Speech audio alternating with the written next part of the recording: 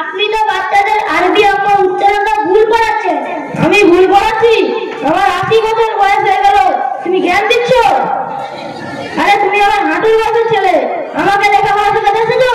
হুজুর, আমিও এরকম আগে ভুল শিখেছিলাম দাদি নানির কাছে।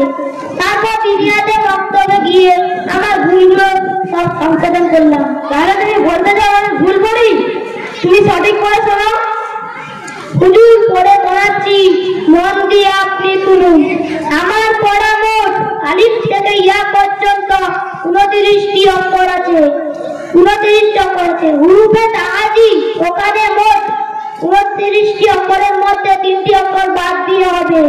35টি অক্ষরের মধ্যে 3টি অক্ষর কখনো পড়া হবে না।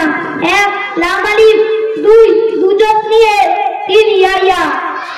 আরে আমার 14 ভুল এরকম পড়ে চলে গেল, কবার চলে গেল। আবার তুমি দিনিয়া নতুন করে বক্তব্যকে আমার ভুলগুলো সরাসরি তুলে ধরছ।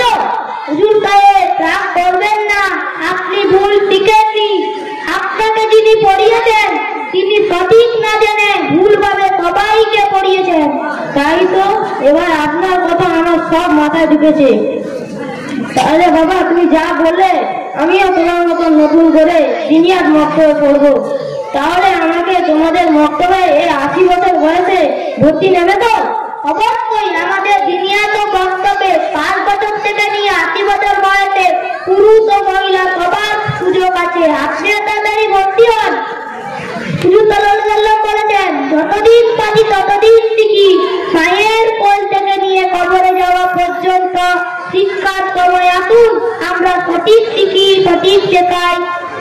মায় সঠিক শিখি, সবাই মিলে এক সুরে বলে আসি, আসসালামু